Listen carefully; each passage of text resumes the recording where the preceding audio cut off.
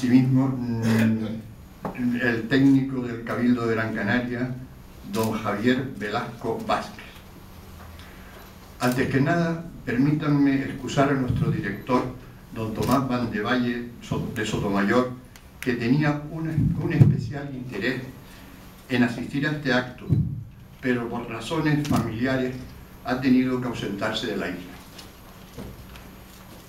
El señor Cuenca Sanabria nos hablará hoy sobre el complejo arqueológico de las cuevas de la Audiencia, de Temisa, uno de los más importantes yacimientos del archipiélago, por la información que se ha obtenido sobre las actividades agrícolas de los aborígenes canarios, y nos informará de los resultados obtenidos en las intervenciones realizadas. Y doña Diana Gómez nos proporcionará información novedosa sobre procedimientos de análisis que se han ensayado en este yacimiento. Don Julio Cuenca tiene la palabra. Vamos a apagar las luces, por favor. Sí, ¿me parece bien a ustedes?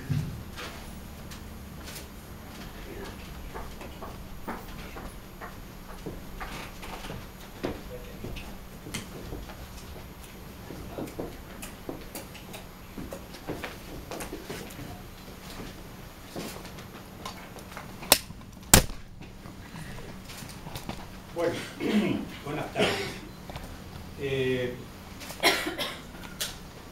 Quiero empezar diciéndoles que cuando me invitaron a participar en este ciclo de conferencias que se están llevando a cabo en la Real Sociedad Económica de Amigos del País desde hace unos meses, me pensé si procedía a venir a hablar de este tema, porque es un proyecto que está todavía en sus inicios, ¿no? Es decir, realmente, primero es un proyecto, como verán ustedes, que surge como consecuencia de una intervención de urgencia, por lo tanto no fue una cosa muy meditada inicialmente, pero que poco a poco, a medida que ha ido trabajándose en él, pues ha ido sentándose las bases de la intervención, ¿no?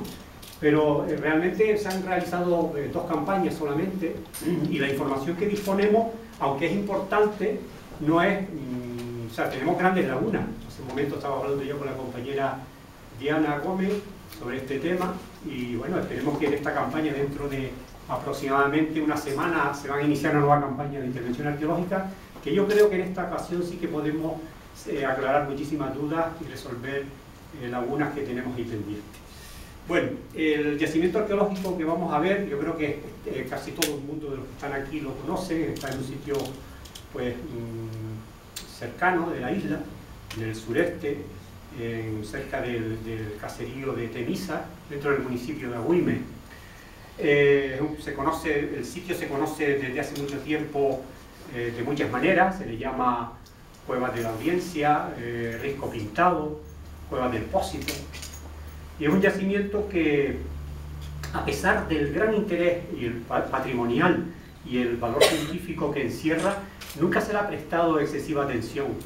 Es un yacimiento, es un complejo arqueológico más que un yacimiento, un complejo arqueológico importantísimo. Se trata de un asentamiento fortificado de los antiguos canarios. Hay como 2 grandes sitios dentro de este territorio de Agüime, que pueden ser el barranco de Guayabeque y la cabecera del barranco de Temisa, que junto con el barranco de la Angostura confluye en lo que es luego el gran barranco, el Valle de Valo, donde se encuentra uno de los mayores centros de manifestaciones rupestres al aire libre del archipiélago canario, como ustedes saben. Y bien, este sitio del asentamiento del complejo arqueológico de la Audiencia o Risco Pintado es un complejo troglodita excavado en la vertiente del Lomo de la Cruz, en la vertiente escarpada, la vertiente sur escarpada del Lomo de la Cruz. Son cuevas, por lo tanto, totalmente todas ellas artificiales, que están estratégicamente situadas y forman varios niveles y que se comunican por medio de andenes de unos a otros niveles. En los niveles más inaccesibles, nosotros llamamos el nivel 4, están concentrados los graneros, sobre todo 2 de ellos, que son graneros colectivos muy importantes y que son de los más interesantes, y sobre todo desde el punto de vista constructivo, de los que se conservan en el archipiélago. Bien, el sitio arqueológico en esta zona que ustedes están viendo es donde se produce la intervención. Como consecuencia, de que en el año 2012, bueno, en el proceso de mejora que se estaban llevando a cabo en la carretera Gran Canaria 550, en los tramos comprendidos entre entre Temisa y Agüimes, se estaban llevando, la Consejería de Obras Públicas del Cabildo de Gran Canaria estaba llevando a cabo una serie de obras dirigidas a la mejora del firme, a ampliar ciertos puntos negros de la carretera, ciertas curvas, mejorar los andenes, la recogida de agua en los arcenes y demás. Pero cuando se llega a la altura de esta zona del Risco Pintado, Cuevas de la Audiencia, se encuentra que, bueno, el sitio, por supuesto, tiene una verticalidad de más del 60% y en algunos casos más, mucho más, ¿no?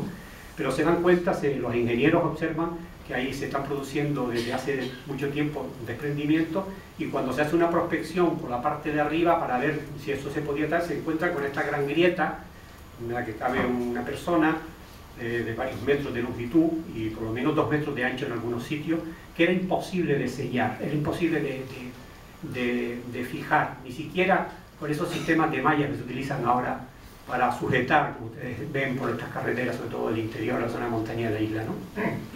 Y entonces pues, se planteó el problema, se planteó la necesidad de desmontar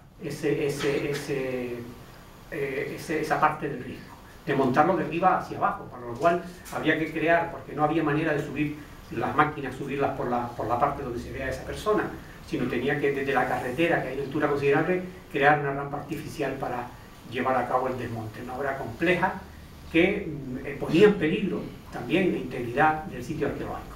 Paralelamente a esto, salió a concurso el proyecto de estudio de impacto arqueológico de la carretera, y fuimos nosotros quien de alguna manera se nos ubicó, y bueno, pues estábamos, entre otras cosas, no solamente llevando a cabo labores de seguimiento de esesas obras en ese tramo que les digo, comprendido en la 550 entre Temisa y Agüimes, sino también lo que era, bueno, pues controlando el que de alguna manera en esta zona no pasara nada, ¿no? Ya nosotros advertimos en un informe preliminar que presentamos que probablemente cuando se fueran a hacer estos desmontes iban a aparecer restos arqueológicos, porque los desprendimientos que se habían producido en esta zona posiblemente estuvieran sellando parte de depósitos arqueológicos importantes, ¿no? Además, esto es una constante, lo hemos hablado más de una vez, en un estudio que realizamos nosotros por encargo del Cabildo hace ya unos años, sobre el estado de conservación de las cuevas con manifestaciones rupestres, que son todas cuevas artificiales. Nos dimos cuenta que la inmensa mayoría de los complejos trogloditas, estos que están en zonas de toba volcánica, en piroclastos y demás, se están viniendo abajo. Es una constante, pues, sucede en la montaña de Tunte, montaña de los Huesos, sucede en Cuevas del Rey, sucede en el Ventaiga, está sucediendo en el Chapín, sucede por supuesto en el Risco Caído, otro proyecto donde estamos trabajando ahora, etcétera, etcétera. Y también aquí en Temisa, esto es uno de Guayadeque, es una constante, entre otras cosas porque las cuevas, primero porque por la verticalidad de esos poblados, luego porque no ha habido un mantenimiento, no ha habido la población ha seguido viviendo en esos sitios, hay filtraciones de agua, la vegetación ha crecido, etcétera, etcétera, y todo esto está provocando que las cuevas se vengan de alguna manera abajo, ¿no? Pues aquí pasó exactamente lo mismo. Bueno, pues entonces este trabajo que les comentaba, un trabajo de desmonte con maquinaria pesada, bastante complejo, y luego también se trabajó con la empresa que tenía adjudicada la obra de la carretera, contrató a trabajos verticales, a varias empresas de trabajos verticales para todo lo que era la limpieza del material que estaba más suelto, ¿no? Esta es la zona donde ustedes ven ahí a la derecha, en la parte de abajo de la imagen, donde hay una vinagrera. Esta es la zona donde estaba ese desmonte, que también los ingenieros plantearon no solamente el desmonte anterior que vieron las imágenes, sino también querían quitar todos estos grandes bloques porque amenazaban con venirse a la carretera, prácticamente estaba al lado. Y ahí fue donde nosotros informamos de que al retirar esos bloques probablemente iban a aparecer vestigios. Bueno, pues cuando se procede a hacer este tema, como el seguimiento arqueológico humanitario, empiezan a aparecer restos arqueológicos, lo cual en esta intervención participó mucho José de León, inspector de patrimonio, uno de los inspectores de patrimonio del Cabildo, que estuvo allí como muy a pie de obra, por así decirlo. Y bueno, pues tal y como se preveía, empiezan a aparecer restos de madera y todo. Luego aparecen una serie de cuevas artificiales que estaban ocultas detrás de todos estos grandes bloques que les comentaba. Al retirarse, las cuevas estaban prácticamente intactas, tenían argamasa, bueno, los suelos estaban y todavía están llenos de depósito, tiene un depósito arqueológico rico. Yo creo que no es muy grueso, pero bueno, tiene materia vegetal, fragmentos de estera y todo tipo de tal. Luego en las paredes hay argamasas cogidas dentro de la cueva con palos, molinos, fragmentos de tejido. Todo esto apareció en un primer momento durante cuando se llevan a cabo estas labores de desmonte. También aparecen unas cuevas pintadas con restos humanos dentro, esto resaltando el color, en realidad es así. Estas cuevas han sido selladas porque estaban a pie de carretera y la parte de arriba había unos estratos, unos niveles de grandes bloques de basalto agrietados que amenazaban. Entonces lo que se ha hecho con estas cuevas es que se han cubierto de textil y se han sellado con tierra, con picón suelto, para evitar que el vacío se pueda partir, ¿no? Y están ahí documentadas y a la espera de que algún día se puedan incluso ver. Bueno, la zona donde se plantea la excavación, ahí está indicado por una flecha. Decir de entrada que este yacimiento ya es mencionado en los años 40 del pasado siglo XX por Sebastián Jiménez Sánchez, entonces era el comisario provincial de excavaciones. Él visita esto después de la guerra civil, o casi acabando la guerra civil. En el año 35 se había trazado la carretera esta que estamos viendo. Esto es un croquis realizado por sus dibujantes en aquel entonces, donde además sitúa en el yacimiento una serie de cosas. Habla de un taboror, lo ven ahí en el 2, arriba a las cuevas, y luego habla de unas hornillas de alfarera en el número 4. Es un tema curioso. El dibujo es fácilmente identificable porque esa curva es la que está ahí a la salida del pueblo, ¿no? Y dibuja este taboror, una especie de estructura que hemos encontrado, no tenemos nada claro que puede ser, pero ahí está. Y este es el trazo para que vean un poco la imagen tomada de enfrente, cómo se ve la carretera, y esa carretera que se traza en el año 35 o 34, no recuerdo exactamente bien ahora, prácticamente parte el yacimiento en dos, no solamente en sentido longitudinal, sino también en sentido atraviesa lo que es el poblado. Y realmente el tramo de la carretera que va sobre lo que es la zona del Risco Pintado o la Audiencia, sepulta un número importante de cuevas. Hay muchas que todavía se ven que están debajo de la carretera hacia adentro y de la carretera hacia afuera, hacia el barranco de Temisa. Lo primero que hicimos nosotros en aquel momento, cuando se plantea esto, es hicimos un registro, una prospección arqueológica intensiva en la zona de la Audiencia, y se contabilizaron, se hizo un inventario más o menos detallado de todas y cada una de las unidades arqueológicas de cuevas que habían allí. Y realmente el número es muy importante. Este es el trazo de la carretera y ahí se ve un poco la concentración del número de cuevas que hay en esta zona de la carretera hacia arriba. Luego por la parte de abajo hay como unos túmulos, unas cuevas de enterramiento y demás. Pero estamos hablando de la zona donde se estaba llevando a cabo la intervención. Esto es otra imagen donde se aprecia más o menos la zona de los graneros, que son los dos niveles más altos. Y esto es una imagen también interesante, un levantamiento del terreno, MDT, donde se aprecia en azul todo lo que son los yacimientos arqueológicos que están en el entorno de la Audiencia, en la parte baja, alta, en los túmulos estos que les comentaba, y toda una serie de yacimientos que vimos en la zona cuando se llevó a cabo la prospección. Bueno, en esta zona, uno de los yacimientos más característicos y más conocidos es el granero del Pósito, que por cierto, una cosa que me alarma enormemente, que estoy viendo en las redes sociales, es que el yacimiento está siendo visitado. El otro día salió una imagen de alguien, de un pequeño grupo ahí, y si no habían 100 personas dentro del granero, no eran pocas, o no eran menos, o sea, dentro de los silos, pisando y tal, y porque están abiertos, o sea, yacimiento que también como consecuencia de que de alguna manera haya saltado las primeras páginas de los medios por los hallazgos que se han producido, pues realmente está siendo visitado un poco sin control, ¿no? Este yacimiento está muy relacionado con lo que es el Rocahuaylo y con lo que es la zona de Rocahuaylo, que es uno de los elementos destacados del paisaje, que está muy relacionado, como les digo, con la zona de las estaciones de grabados rupestres del Valle de Balos, los 3 sectores de Balos y toda una serie de barrancos limítrofes. Por lo tanto, está muy en relación con esta zona arqueológica tan relevante de la isla de Gran Canaria. En este mapa, realizado por nosotros, se ve perfectamente en azul todo lo que sería la carta arqueológica, los distintos yacimientos arqueológicos que hay en todos estos dos municipios de esta franja media-baja de la isla, y en rojo la zona de manifestaciones rupestres. La mayor concentración se correspondería con el Valle de Balos, y todo lo que hay alrededor de puntos rojos son otros yacimientos que han ido apareciendo después como consecuencia los distintos trabajos arqueológicos que se han realizado. Y en azul, el resto de los yacimientos. Ven el barranco de Guayadeque, que tiene una gran concentración de yacimientos, ¿lo ven? El barranco que está más hacia el norte, luego la zona de Temizas arriba, ¿no? Bien, el primer planteamiento, lo primero que se hace una vez que aparecen los restos arqueológicos, se toma la decisión por parte del Cabildo que es necesario llevar a cabo una excavación arqueológica de urgencia en el sitio para determinar la importancia y la naturaleza de los materiales que se estaban apareciendo allí. Lo primero que se hace es un replanteo del terreno, se hacen las plantas de las cuevas que habían aparecido nuevas y se establece un reticulado, una cuadrícula en la parte del exterior de las cuevas, que es donde se ha empezado a excavar. La primera campaña se centra en unos sondeos en uno de esos puntos, en el extremo oeste de la cuadrícula, y empieza a aparecer como una especie de suelo apelmazado y acondicionado que se excava debajo de medio metro o más, en algunos puntos 1 metro más de altura, de piroclastos del relleno del desmonte del risco que había caído sobre el sitio. Empieza a aparecer este suelo, que a mí me gustaría que la compañera Diana Gómez explique ahora qué es esto, ¿te parece? ¿Ahora mismo? Sí, ya que te toca ya. Vale. Y ahora después continúo yo, ¿vale? Pero esto es una parte muy interesante que son las analíticas que se están haciendo como consecuencia de todos estos años. Hola, buenas tardes. Pues nada, lo que dice Julio, voy a explicar un poquito las nuevas técnicas que se han utilizado en diferentes yacimientos canarios y en este caso en concreto en Temizas, lo que es la técnica de la micromorfología de suelos.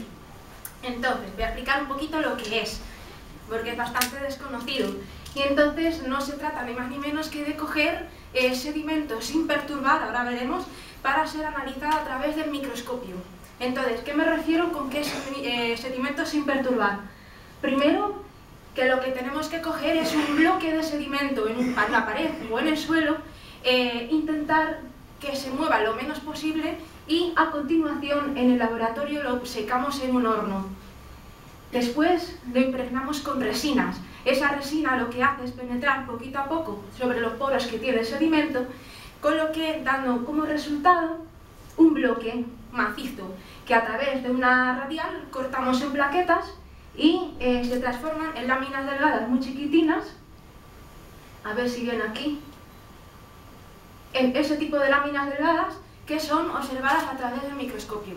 Entonces, en el caso de Temizas, cogimos una muestra del suelo que mencionó Julio, intentando, en el perfil sereno se pone extracción de la muestra, intentando coger el máximo niveles de sedimento que aparecía, porque lo que queremos es estudiar cómo ha sido el suelo a lo largo del tiempo, si ha tenido distintas funciones o averiguar para qué sirvió esa estancia. Eso se puede saber porque muchas veces nuestras actividades diarias, pues por ejemplo, si nosotros hiciéramos ahora micromorfología con nuestras cocinas y la cocina fuera un suelo de tierra, pues los residuos que hacemos de la cocina, las grasas o los alimentos, las cáscaras de la fruta, todo va a parar al suelo. Con el paso del tiempo, eso se va a ir descomponiendo y un arqueólogo podrá coger una muestra y averiguar qué hubo ahí, si fue una cocina, si fue una habitación o si fueron los baños, porque cada función genera un tipo de residuo y eso es lo que estamos haciendo aquí. Bueno, entonces, ¿qué nos dio de resultado ese suelo? Primero, vemos que que hay diferentes como capitas, microstratos chiquitines. Entonces, hemos distinguido varios microstratos diferentes. Y vamos a empezar por el más amarillo. El amarillo, ¿veis que donde señala la flecha es como redondo? Pues eso lo que nos está diciendo es que son excrementos de cabra. Los excrementos de cabra y de oveja y de cabra son muy específicos porque tienen forma de como de pequeñas cruces que se llaman esferulitas y nos están identificando que este animal por X motivo pues dejó sus residuos aquí. También se han encontrado en este suelo microstratos de ceniza. Las cenizas son estas manchas negras que vemos como laminaciones y además esta ceniza aparece redondeada. Vemos aquí un nódulo, un círculo que son cenizas redondeadas. Eso nos está diciendo que las cenizas no están in situ, o sea, no están en ese sitio, se han movido, se han desplazado, por eso están redondeadas. Y además el suelo que estamos viendo amarillo no está quemado. ¿Esto cómo lo hemos interpretado? pues pensamos que hubo, por ejemplo, en este caso hay un hueso quemado de color rojo con cenizas alrededor, mezclado en el sedimento, y entonces lo que hemos hecho ha sido interpretar esto como suelos de rediles de cabra, que cada X tiempo las personas que allí habitaban limpiaban ese suelo, barrían el suelo, acumulaban la materia orgánica que no les servía en un lateral, quemaban, y a posteriori ya los animales o las personas desplazaban otra vez de nuevo esas cenizas a lo largo del suelo, porque si ese suelo hubiese estado quemado in situ, también tendría que estar quemado y no lo está. También en la parte de arriba, ahí en lo que pone MF6, ya el suelo cambia totalmente y empieza a aparecer muchísima materia orgánica.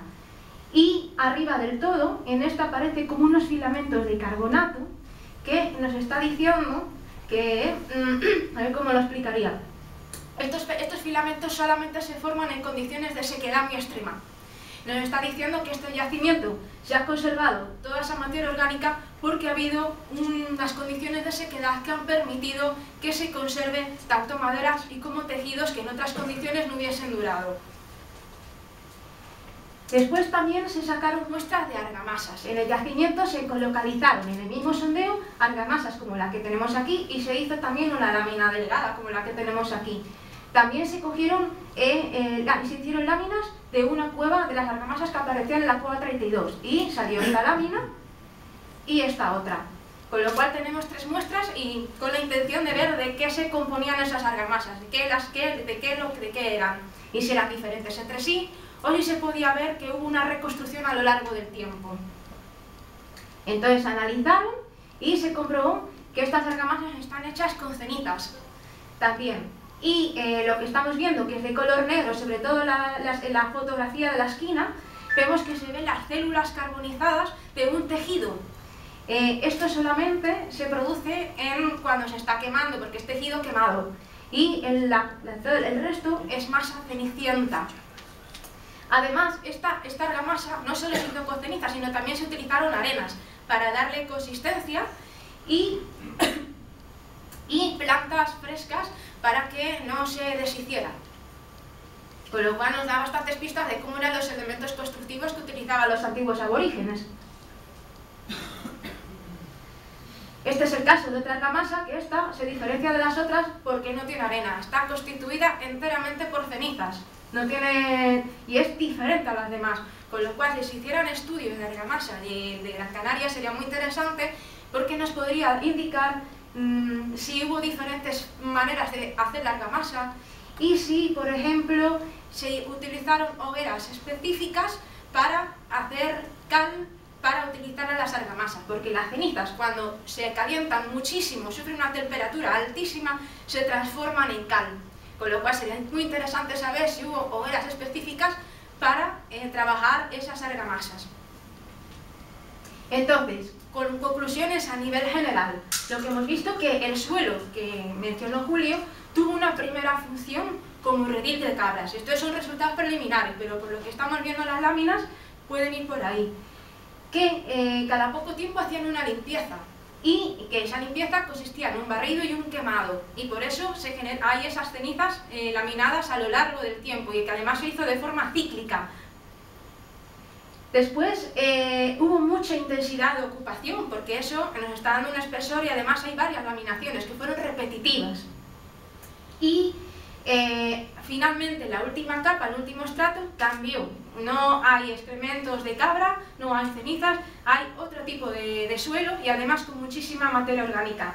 Y que eso ya, bueno, pues Jacob Morales pues también interpreta qué función pudo tener ese suelo en el último episodio de su ocupación. Pues finalmente hubo un derrumbe de la cueva, ese es el motivo por el que se conservó, está en buen estado. Y con respecto y bueno, la diapositiva no salió, aquí, mira, con respecto a las argamasas, bueno, pues vemos que en 2 de las muestras se utilizaban cenizas, arenas y plantas sin quemar para hacer las argamasas de las cuevas. Que las cenizas de madera están muy bien conservadas y que proceden de hogueras y que son cenizas de madera, no son cenizas de otra cosa. y que muchas de ellas han sufrido temperaturas muy altas, con lo cual que se han convertido en cal. Habría que ver, investigar más qué puede significar esto. Y por último, los restos vegetales de las argamasas, ¿para qué pudieron utilizarse las cenizas para hacer? O sea, ¿para qué pudieron utilizarse las cenizas? Bien, porque las cenizas pesan poco. También porque la fibra puede utilizarse, lo que se utilizó como la paja y tal, puede utilizarse como aglutinante. Las cenizas tienen muy buena calidad hidrófoba, es decir, que repele la humedad. Y por último, es fácil de manejar. Y una cosa muy interesante es que no hay reutilización. Es una misma masa hecha en un mismo momento y no se ven contactos de si se ha ido utilizando a lo largo del tiempo. Con lo que podría indicar poco tiempo de uso de la cueva. No lo sabemos. Todavía son pocas láminas y habría que hacer muchísimas más para poder llegar a unos resultados. Y bueno, más o menos esto es lo que suele dar de la micromorfología de suelos. Pues muchas veces, cuando hay un expolio y el suelo se altera, toda esta información la perdemos. Y bueno, ya más nada. Bueno, pues efectivamente ese aporte importantísimo que ha señalado Diana Gómez, los estudios de hidromorfología, esos análisis que no se habían hecho nunca aquí por lo menos, y que de haber determinado también la naturaleza y la composición de las argamasas también es una información muy valiosa. En todo caso, lo que está claro es que estamos en un lugar, independientemente o no que en un momento funcionara como corral, en un lugar donde se procesa cereal y donde se llevan a cabo importantes labores agrícolas. Este sitio, de hecho el entorno de todo lo que es el yacimiento de la Audiencia, está lleno de bancales y de tierras de cultivo, sobre todo cultivo del cereal, tierras de secano, que probablemente muchas de ellas sean reutilizadas y recondicionadas de tiempos pasados. Los Canarios, aquello era un sitio con magníficas condiciones para lo que era el cultivo del cereal, que era la base de la alimentación de estas poblaciones. Y por eso es la presencia de estos graneros aquí. Además de este tipo de estudios, entonces, se está trabajando también por los hallazgos que se han producido los restos macrobotánicos, en tres vertientes: las maderas y carbones que han aparecido, semillas y frutos que se han localizado como consecuencia del proceso de flotación y de cribado en torre de todo el sedimento que se ha recuperado, del que se ha considerado importante, y los restos de fibras vegetales. Para las maderas y carbones, que ha sido uno de los hallazgos quizás más espectaculares y más importantes, yo creo que es el yacimiento donde, a nivel del archipiélago, donde más restos de madera se están encontrando, por lo que planteaba Diana, porque las condiciones de sequedad en el sitio son absolutas, y también por otra razón muy clara, y es que el yacimiento quedó sellado. Si no hubieran quedado maderas de esas. Es muy difícil encontrar restos de madera en los yacimientos arqueológicos de la isla. En las casas, por ejemplo, los techos fueron inmediatamente desmantelados. Todos recordarán la referencia esa que habla Miguel de Hermosilla y Fray José de Sosa y otros autores cuando se destruye el Palacio de los Buenartenes en Calda, que era un edificio espectacular, forrado de madera por dentro, que dice que no se veía ni la junta y que estaba pintado, y eso se destruyó luego para hacer la iglesia de Santiago de los Caballeros, en gloria esté. Pero lo cierto es que el tema pasó esto, ¿no? Entonces, bueno, todas las maderas nobles, sobre todo, pues, lógicamente la gente lo aprovechaba para construir otras casas, para hacer otros edificios, y cogía los materiales más nobles, ¿no? Entonces, uno de los trabajos que se están haciendo importante es primero que se hizo una identificación, ¿no? Una vez que se recogió toda la madera y se le dio un primer tratamiento de conservación, se extrajeron unas muestras y se enviaron a una de las mejores especialistas en carbones y madera que yo creo que hay sobre Canarias, que es Carmen Machado, la arqueobotánica Carmen Machado, que trabaja en Francia, en Francia, y analizó, identificó todos los carbones, todos los que pudo, y la mayor parte de las maderas. Con lo cual, tenemos ya en este momento identificados todas las muestras, ya veremos después más material, y después, por otra parte, se trabajó con el arqueobotánico Jacob Morales, que ya mencionó antes Diana, todo el estudio de los restos macrobotánicos, de semillas, frutas, restos vegetales de raqui, de tallo y demás de las distintas especies. Algunas fueron localizados en el interior de las muestras de argamasa que se le enviaron, como es este raqui de cebada, otra muestra, granos de cebada enteros, dentro también de las argamasas, cebada carbonizada en otro fragmento, distintos tallos de especies de trigo y de cebada, semillas de higo. Todo esto son lentejas, son materiales que prácticamente antes no se encontraban, porque antes no se llevaba a cabo primero el análisis de este tipo de sedimentos. Normalmente se cribaba en seco con mallas gruesas y tal, y realmente este tipo de cosas ni se veían, ¿no? Yo recuerdo, no hace mucho estaba hablando con una especialista de Castellón, que trabajaba en estudios de restos infantiles, y había realizado varios congresos, y en restos de neonatos que aparecen en el interior de vasijas y tal, y yo le hablaba de que en Sendro se estaban encontrando restos de cebada y de trigo y demás, y yo le preguntaba si ellos también estaban encontrando, y decía realmente que ese tipo de pruebas, de muestras, ellos no las estaban haciendo. Por lo tanto, quiere decir que realmente aquí se está haciendo una arqueología bastante interesante. En ese suelo que estaba comentando Diana antes, que es el suelo más superficial, el nivel más superficial de ese suelo orgánico que ella describió, aparecen pues numerosos restos vegetales. Muchos de ellos son manufacturas realizadas en junco de distinto tipo, que luego ya se han recuperado y en el laboratorio se han limpiado, y son estas muestras que ustedes están viendo aquí. Son muy interesantes, que se han conservado. De hecho, yo puedo decir que la mayor colección de restos de manufacturas en fibras vegetales que conserva, por ejemplo, el Museo Canario, cuando nosotros montamos aquella sala hace ya muchos años, procedían de Temisas, de estos trabajos de prospección que realizó Jiménez Sánchez, que antes se me olvidó comentarlo. Él habla de que pidió ayuda al alcalde de Agüimes de entonces, estamos hablando del año 40 o 30 y finales de los años 30, que le mandó unos enriscadores, se llamaban así entonces, dice, a los que doté de cesta, lápiz y nota, para que subieran a las cuevas a ver lo que había y sacaran cosas y tal. Bueno, pues realmente casi todos esos restos procedían de ahí, están sin contexto y demás, pero bueno, se han conservado.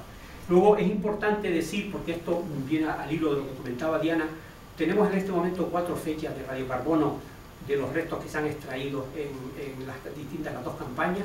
Del Raqui de Cebada nos da una fecha más interesante, 1380-1420, con un 90 y tanto % de posibilidades. Luego tenemos una semilla de cebada que se extrajo de una argamasa, es la más antigua porque se extrajo del interior de una de las cuevas, de la cueva 35, 1170-1270 de la era, que se corresponde prácticamente con otra muestra que mandamos de la madera de Drago que encontramos en esta campaña, que es 1190-1275. O sea que son las fechas más antiguas que tenemos en el yacimiento, 1170-1190. Y luego una fecha más reciente que es 1380-1420 y otra que es un fragmento de estera de junco que se envió en la campaña del 2012, 1380-1410, que se corresponde con esta de la cebada, del Raqui de cebada encontrado en superficie.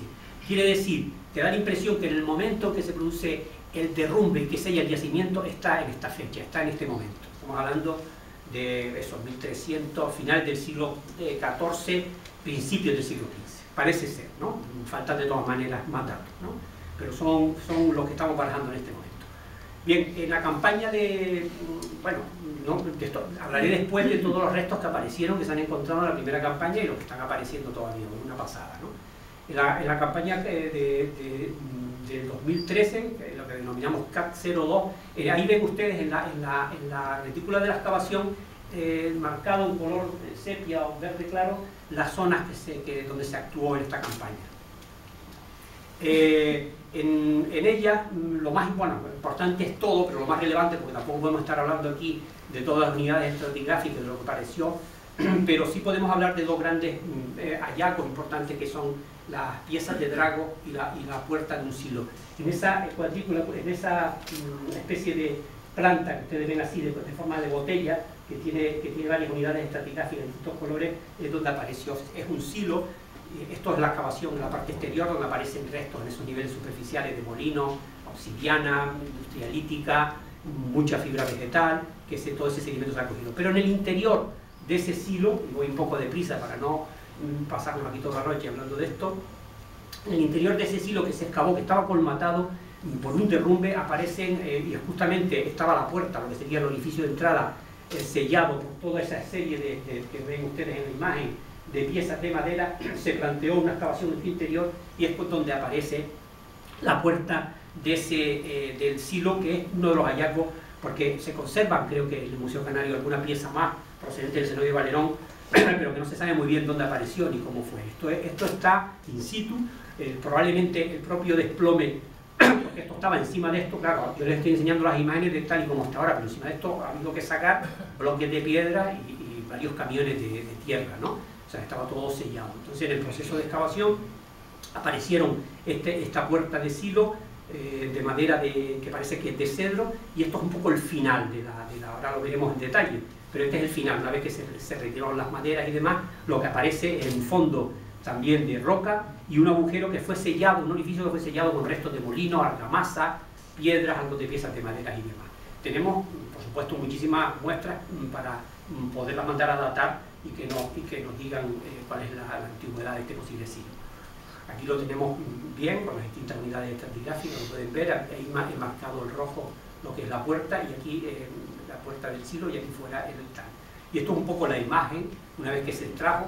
Es una pieza extraordinaria porque quizás de las más elaboradas, las que se conservan, tienen solamente pues dos apéndices por una de las caras que posiblemente que sirvieran para agarrar. Pero lo interesante de esto es que aparece el sistema de cerradura. Aparecieron in situ los distintos pasadores que entraban por dentro, y que por medio de este orificio con una llave así en forma de L se podía entrar y, trabando esas muescas, desplazar los pasadores para abrir la puerta. Esto es realmente extraordinario porque no se sabía exactamente cuál era el sistema de cierre de los silos de los canarios, cómo se cerraban. Muchas veces se pensaban, y es posible que fuera así, que se sellaran con lajas, con piedras, que se han encontrado también en Soler Valerón. Hay muchísimas que proceden de allí, que algunos silos se sellaban simplemente con una piedra que era a lo mejor labrada para que encajaran lo que es la boca del silo, y luego con argamasa se sellaban. Pero nunca había aparecido una cosa de este tipo. Es madera, como les digo, si está en la discusión si es madera de cedro o de sabina, no muy parecida. De todas maneras, lo que es importante señalar es que es una pieza de madera de las partes más exteriores del árbol. Si fuese un árbol robusto, grande y grueso, porque claro, lo interesante es saber, porque se los cuento porque hemos extraído una muestra y la hemos enviado al laboratorio de carbono 14, que los resultados vendrán, vamos, yo creo que a lo mejor antes de los coloquios ya estén aquí. Y lo que nos han dicho los biólogos es que no es de la parte interior, del corazón del árbol, que es un poco la parte muerta, ¿no? O sea, lo que es la tea, como pasa con los pinos, que por lo tanto datar tea se presta a error, ¿no? Pero esto parece ser, es una tabla que se extrajo de las partes exteriores del árbol, con lo cual nos puede dar una fecha muy interesante. Fíjense que en la parte superior, en el orificio ese que se ve en la parte superior de la diapositiva a la izquierda, observamos que ese orificio hay una estopa de junco que también hemos extraído y que tenemos una muestra preparada para mandar a datar. Esto sería un montaje de cómo podía haber sido, pero de toda la estructura de madera que apareció. Muchas de las piezas en madera de tea y otras son de, como les digo, de sabina o de cedro. Esto formaría, por así decirlo, el bastidor que sujetaba esa estructura. Desde luego necesitamos el concurso de algún carpintero de estos de los de antes que sepan de estas cosas, porque realmente, seguramente verán algunas cosas más que nosotros. Estamos viendo también, estudiando cómo se pudo haber labrado toda esta madera, por las huellas de uso que se encuentran. ¿Sabes? Si la madera, si es cóncava el golpe, si es cóncava, pues eso está hecho con un instrumento de piedra. Si no es cóncava, o sea, hay una serie de técnicas, de alguna manera, para determinar cómo se puede utilizar. Los estudios que ha hecho Carmen Machado sobre las muestras de madera y de carbones plantea cómo pudo haber sido el entorno del yacimiento, cómo pudo haber sido la vegetación que había allí, ¿no? En cuanto a este tipo de muestras, ¿no? Y habla, bueno, por supuesto, del pinar. Seguramente el pinar estaba muy cerca. Los bosques termófilos, la parte esta de palmerales y dragos y tal, estarían pues también por allí, tal. Y luego, pues, la presencia del cedro ya es un poco más extraña, o bien fue traído de otro sitio, o puede ser que hubiese por en el entorno algún tipo de este tipo de especies, ¿no? Después, en los trabajos de los estudios que hicimos ya un poco en el laboratorio de los materiales, encontramos otras puertas. Es decir, no solamente estaba esta, sino que encontramos otros fragmentos que estaban partidos y en principio no los identificamos. Bueno, esto es un montaje, ahí lo tienen bien montado, un dibujo hecho de la puerta con todo su sistema, ¿no? La cara anterior, la cara posterior. Lo que les decía, aparecieron una serie de piezas de madera, también en cedro o sabina, que no teníamos claro qué era. Luego al unirlas vimos que también eran otras puertas. Tenemos 3 puertas en un espacio muy reducido realmente donde estamos nosotros excavando, ya lo verán después en un plano que pondré, pero realmente el material, la zona es muy corta y han aparecido todos estos vestigios. Esta es otra pieza extraordinaria también de cedro, el color rojizo de la madera. Y es una colección muy importante porque es una colección que tiene contexto arqueológico y que se puede datar y que puede ser muy importante para posteriores estudios sobre este tipo de muestras.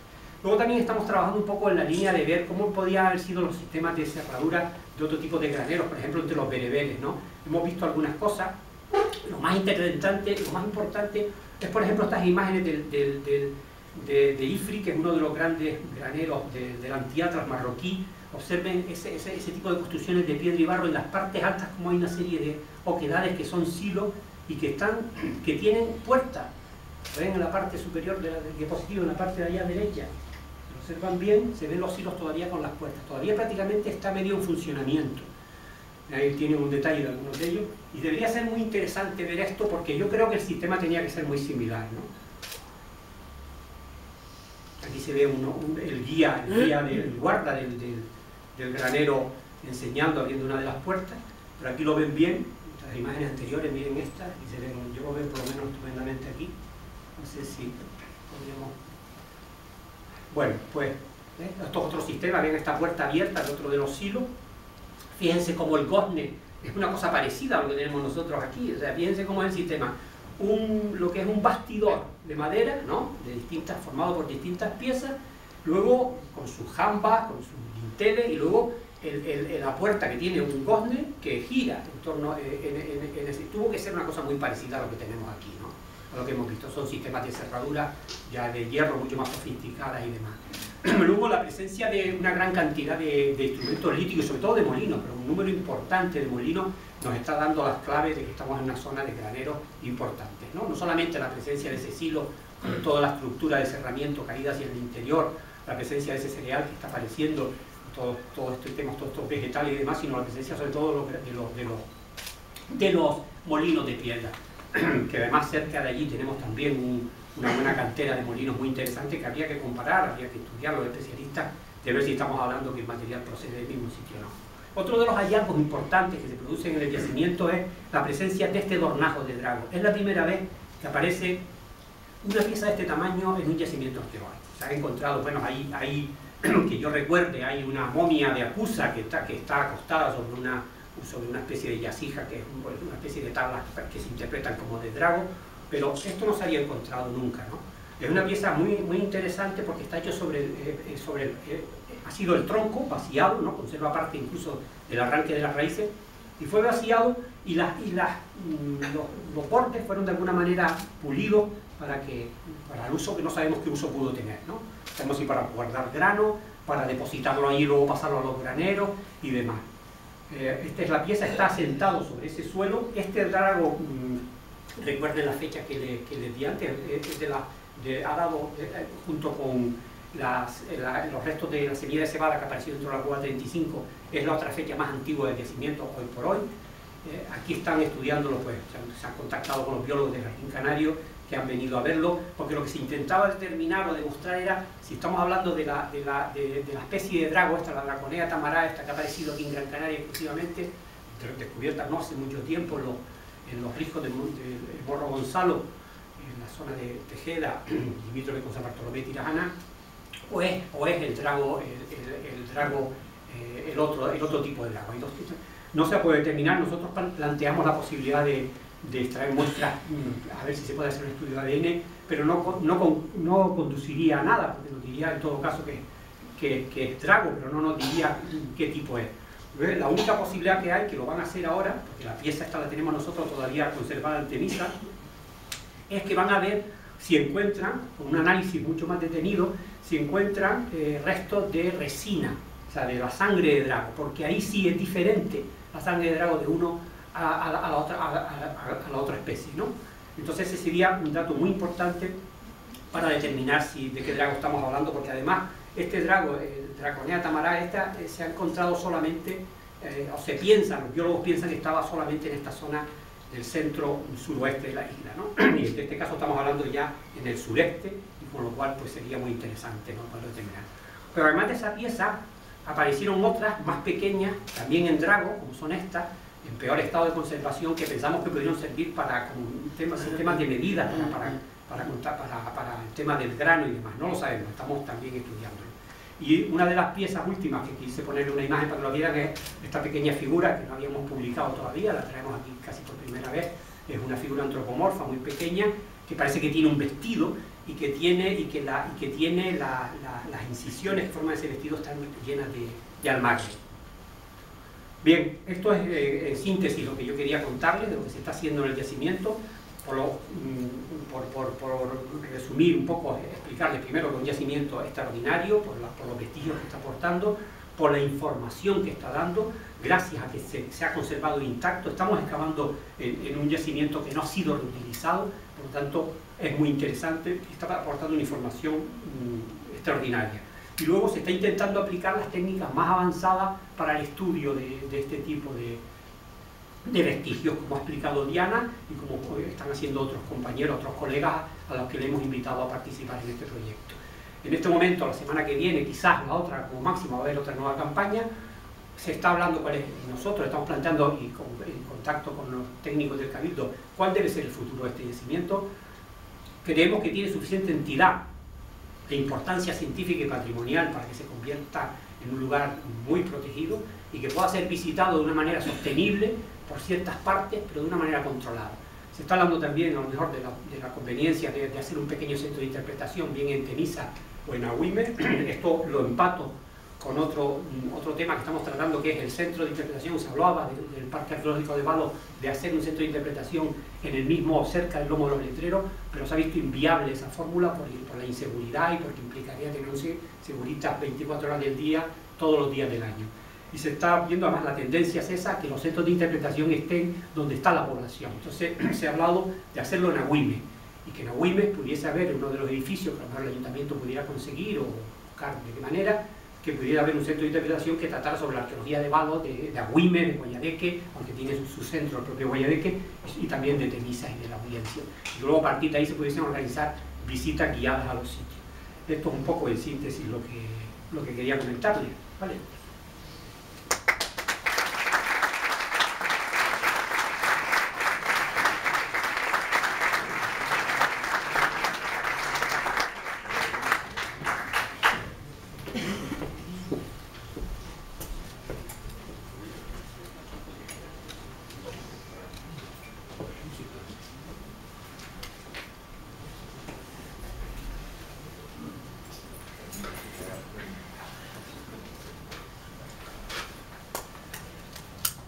Bueno, nuestros intervinientes de hoy aceptan cualquier pregunta que quieran hacer sobre el tema que nos han expuesto.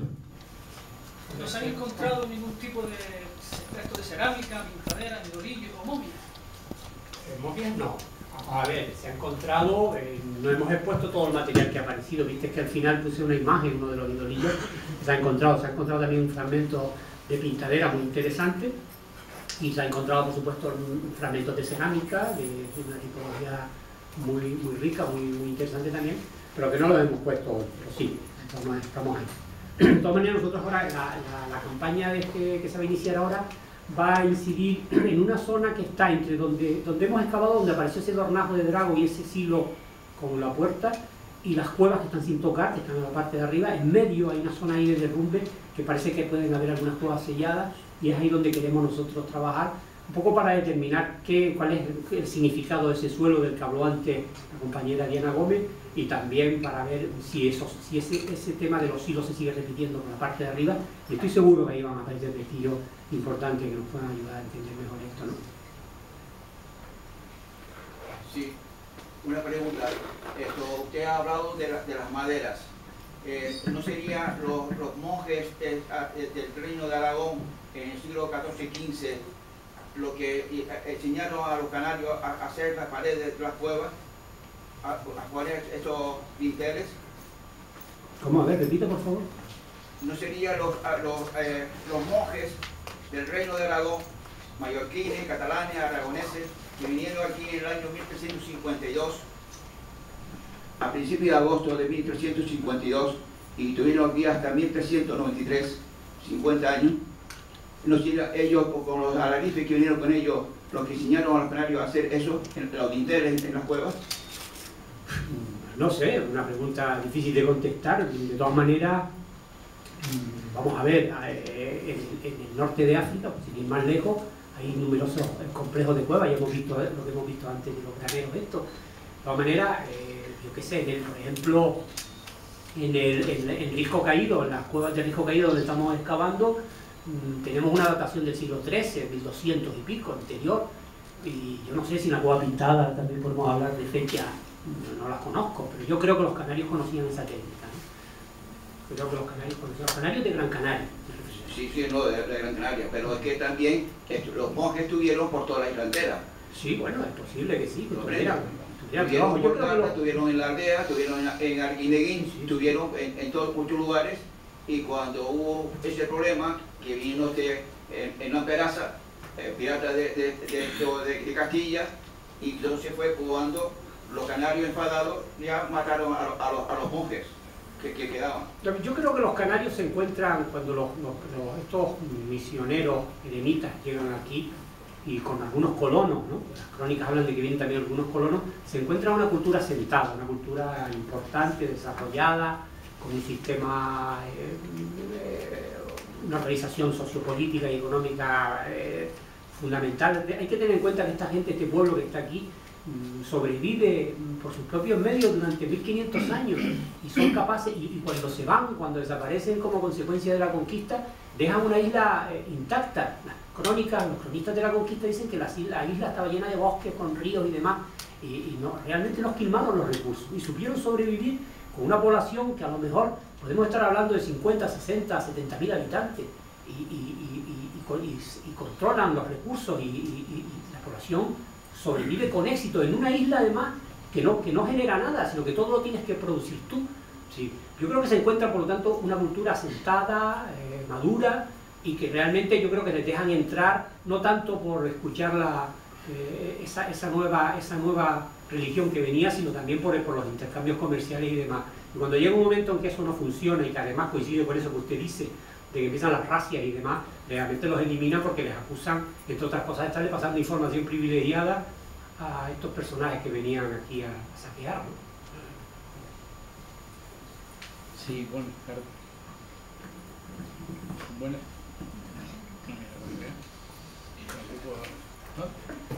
tardes. Yo quería preguntarle una cosa. Usted de entrada dijo que se cometen atrocidades como la de ver en las cuevas a más de 100 personas metidas ahí dentro viendo, más de 100 personas viendo las cuevas.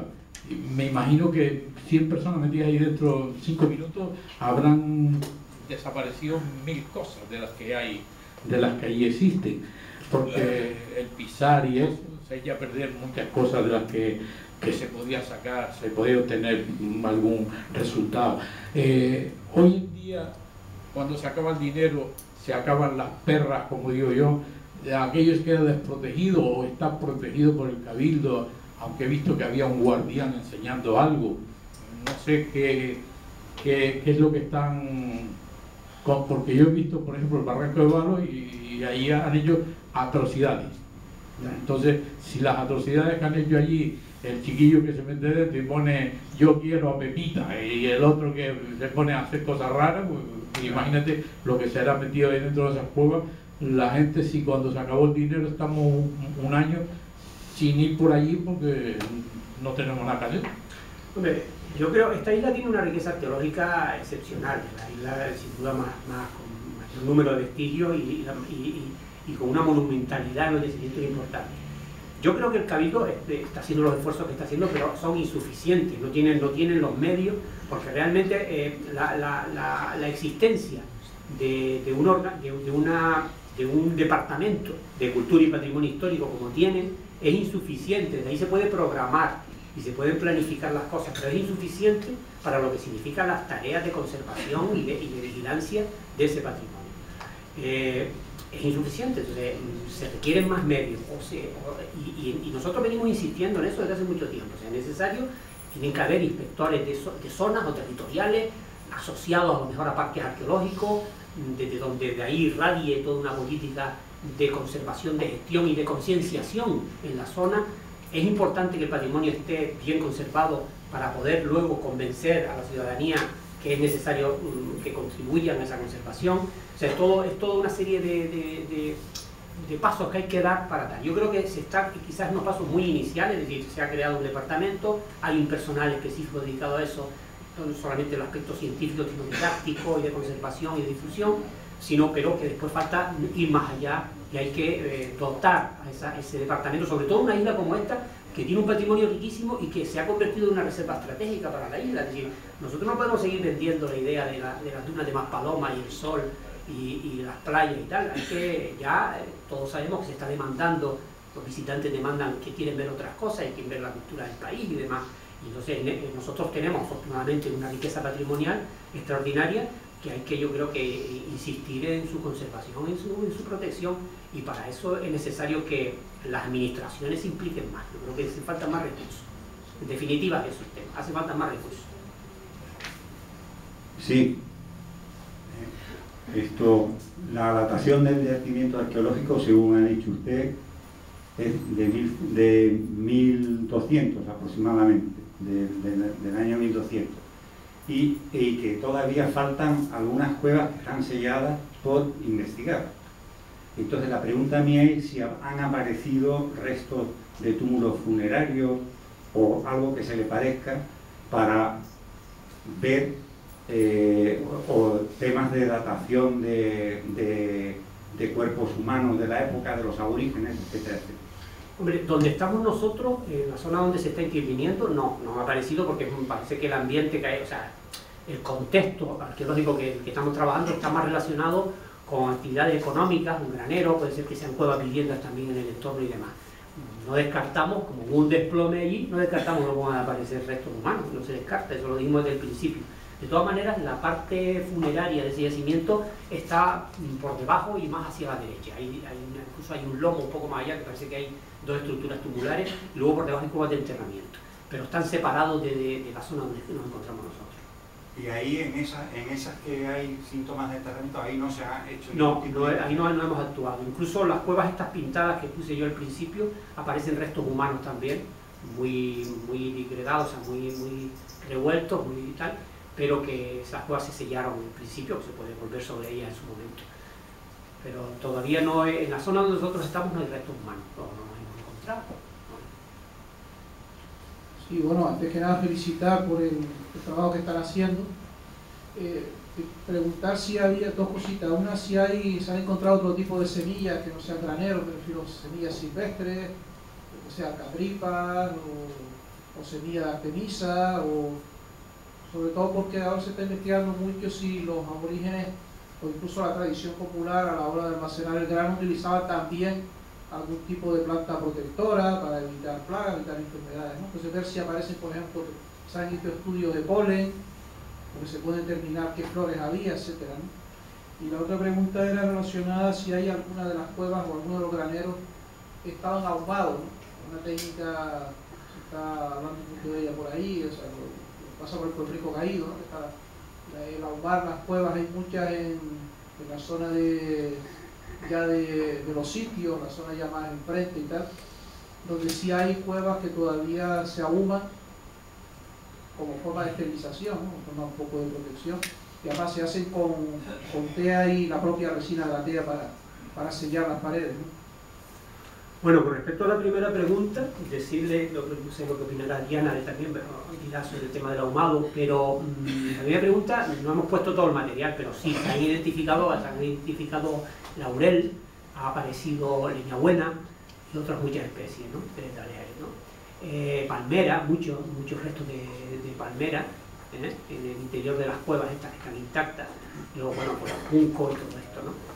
En cuanto a las semillas y demás, bueno, pues Jacob Morales, que es el arqueobotánico que lo está estudiando, nos está pasando los datos que nos han pasado, es decir, la relación de la lenteja, higo, cebada, trigo, etcétera, ¿no? Pero poco más.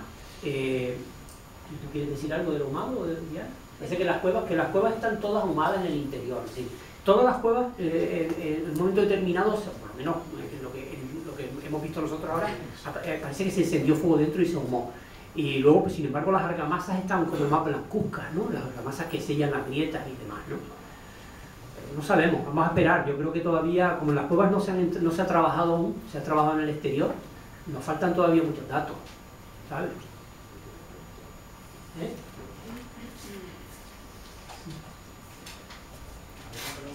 Sí, bueno, y ya terminado, no podemos usar yo quería hacer una pequeña reflexión a propósito de todas las dudas que se plantean en el estado actual sobre lo que ha comentado, toda una serie de incógnitas. Todo esto no podría arrojar al menos luz sobre el tema, echando mano de esa rama, no sé si neorrama o no ya tan nueva, de la arqueología, que es la arqueología experimental, sobre todo cuando tenemos ahí al lado, en el continente africano, toda esa cultura viva todavía, toda una cultura material viva, y a punto de ese parangón que ha hecho sobre esos hilos en el anfiteatro marroquí. La pregunta es, ¿se está trabajando o hay alguna experiencia en este terreno? ¿Cuál es el estado actual de la cuestión? Hombre, yo por lo que sí sé, y yo creo que Xavi quizás pueda profundizar más, sé que, por ejemplo, del Departamento de Prehistoria de la Universidad de Las Palmas tienen aprobado un proyecto para el estudio de los graneros a raíz de todos los hallazgos que se están produciendo, de los estudios que están realizando los comorales, que han obtenido muestras de semillas en todos los que se han entrado en casi todos los graneros de la isla y han obtenido muestras de semillas, y algunas de ellas con material genético, incluso en el caso de Acusa, y en este momento tienen un proyecto aprobado para estudiar el tema de los graneros en Gran Canaria, y yo supongo que ese proyecto tiene también una línea en el tema del norte de África, del mundo de los graneros de lata. No sé si me puedes decir todo al respecto. Sí, yo solamente un apunte rápido.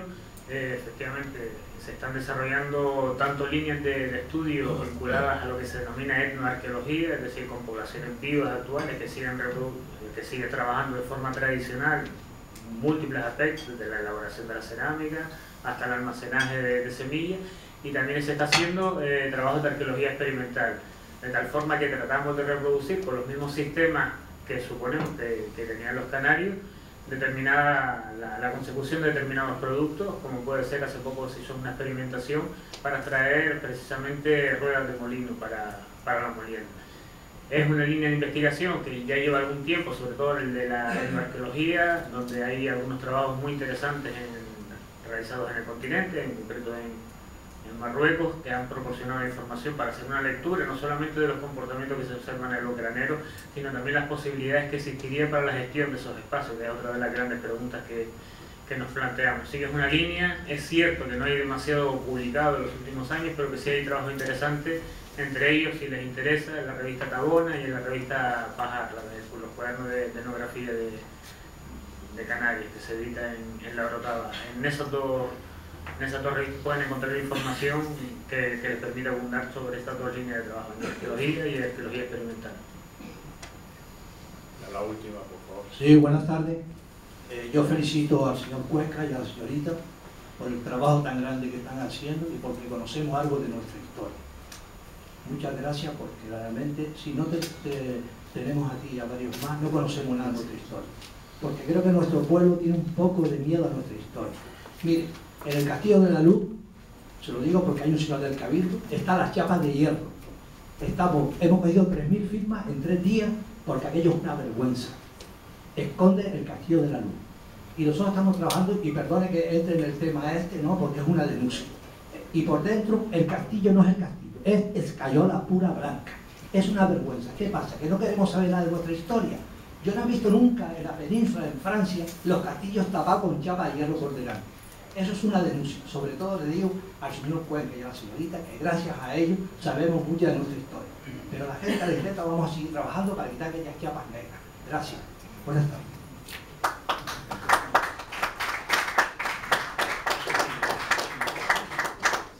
Yo de hecho, si me permiten, yo les animaría a que siguieran reivindicando, porque yo también personalmente reconozco que no es una acción demasiado afortunada para la protección, pero tampoco para la percepción ni el aprecio del Castillo de la Luz. Entraríamos en un debate muy arduo sobre los criterios y procedimientos de protección del patrimonio y sobre qué administración tiene las competencias. En este caso es el ayuntamiento, donde no siempre podemos actuar otras administraciones en contra de las actuaciones en las que son competentes otras. Sería por lo tanto complicado, pero bueno, yo sí que las animo y animo no solamente a eso, sino a la participación ciudadana como un elemento fundamental para garantizar la protección de nuestro patrimonio. Una pregunta era la siguiente, de que al principio, cuando se proyectó una serie de diapositivas, apareció un tagoror. ¿Ese tagoror está localizado? Sí, bueno, hay una estructura, está un poco dañado, pero sí, cuando los trabajos de prospección arqueológica que hicimos previos a la excavación, lo localizamos. Pero no se conserva tal y como lo ve usted en el dibujo de Jiménez Sánchez. Ya no está así, se ha dañado, ¿no? Pero está. ¿El tagoror no está asociado también a la vivienda aborigen? Está, realmente, si hacemos caso a lo que dicen las crónicas y lo que tal, bueno, parece que era un lugar de reunión.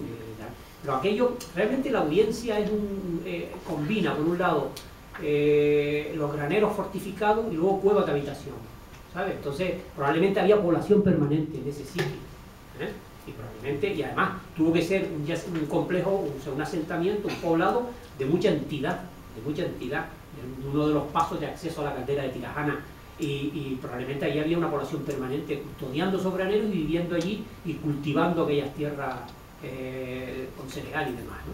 Entonces el tagoror, bueno, si es realmente un tagoror, habría que excavar y habría que ver todo eso como es, pero si es realmente un tagoror, pues no tendría nada de particular que viviera allí, en ese sitio, quiero decir. Enhorabuena por la conferencia. Yo, efectivamente, estoy de acuerdo con este señor. Parece ser que hace 3-4 días salió un artículo en el periódico sobre que van a quitar las planchas de acero cortés que estaban tapando una parte, bajo el punto de vista estético, yo lo he fotografiado, y tapaban todo lo que es precisamente la base de la segunda parte de la construcción del Castillo de la Luz. Está bien que tapen la torre de Fajardo, pero que... Y otra puntualización es sobre la conexión del norte de África del Atlas con todos estos yacimientos que se están encontrando. La semana pasada hubo aquí una conferencia, extraordinaria conferencia sobre la utilización de los topónimos, que no sé por qué han tenido que desaparecer, pero bueno, han tenido que desaparecer por lo mismo que antes recordaste de que Santiago de Ganda pues tuvieron que... se tuvo que hacer una catedral y así todo. Pero bueno, la historia vamos a contemplarla desde el siglo XXI. Y se impartió una conferencia interesantísima sobre los topónimos que había. Sobra decir que quien catedrático de la Universidad de Agadir que puso las conexiones que hay entre la Universidad de Las Palmas y la de Agadir en cuanto a estos estudios que se están haciendo. Y ahora veo una pregunta, respecto a las fechas de datación, la más antigua es de ese yacimiento, ¿no? O corresponde a otros, de 1190, pues sí que ahí me parece. Hay una que es de 1380, que es la del Drago. No, la del Drago es también de no sé, tengo que mirar, 1170 puede ser. Tendría que mirarlo ahí. Bueno, pues está el cuadro. No, está bien, está el cuadro. Y yo la pregunta es la siguiente. En toda Gran Canaria, antes de la conquista, el desarrollo de la cultura aborigen era de las mismas características, porque ahora vemos esto aquí en la estancia, pero en una hora nos podemos poner en el Mogán, o nos podemos poner en 1 hora y media, 1 hora, según en la Risco Caído. Tenían las mismas características similares, los graneros, todos los yacimientos, ¿tenían las mismas características? Sí, yo creo que, hombre, la isla tiene una orografía compleja, es decir, pero realmente está unificada. Yo creo que, bueno, no lo sé, yo no encuentro diferencias culturales y materiales de un territorio a otro, no lo veo. Los graneros de Acusa, hombre, también se tienen que adaptar al tipo de soporte y de roca y de tal, ¿no? Pero los graneros que están, por ejemplo, en la montaña de los Huesos, en Tunte, o los que están, son muy similares. Yo creo que no hay esa diferencia. No, muchas gracias, enhorabuena.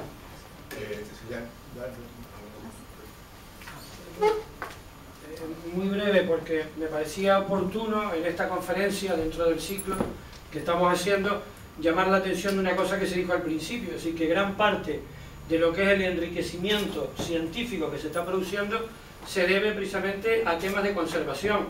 Esto fue un conflicto muy duro para nosotros, paralizar a todo un vecindario durante 2 meses la carretera y tener que desplazarse por el interior para poder llevar a los chiquillos al colegio, y así todo, pues poder llegar a un acuerdo para hacerlo lo antes posible y sobre todo para permitir que una parte de eso se pudiera investigar y dar estos resultados, ¿no? Piensen ustedes que estamos en una isla con 800.000 personas de derecho y casi 1 millón, y bueno, la presión sobre el territorio es muy grande, y por lo tanto yo creo que esto es una de las líneas de investigación, el tema vinculado a las políticas de protección, ¿no? Y recordar, mañana hay otro ciclo de conferencias sobre grabados rupestres e inscripciones en la biblioteca, para la gente también que quiera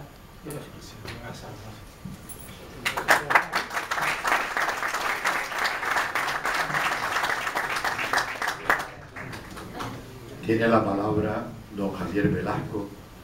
Yo sí, si les parece, para acabar, era simplemente para reiterar el recordatorio que nos hacía ahora José de León sobre las jornadas que empiezan mañana a partir de las 6 de la tarde en la Biblioteca Insular, la Biblioteca de las Plazas de las Ranas, sobre el lenguaje y la escritura de los aborígenes en el patrimonio arqueológico de Gran Canaria, donde van a tener la oportunidad de escuchar a diferentes aportaciones del mismo Julio Cuenca, de Renata Friger, de Nona Pereira, de Irma Mora y de otros especialistas que nos arrojarán luz sobre diferentes cuestiones directamente vinculados con otros de nuestros patrimonios especialmente frágiles, donde el esfuerzo que, como les digo, como quisiera dejarle de manifiesto, el esfuerzo que está haciendo el Cabildo de Gran Canaria por apostar por la difusión. De hecho, de los pocos cabildos de las islas en las que la difusión constituye una línea de actuación prioritaria, porque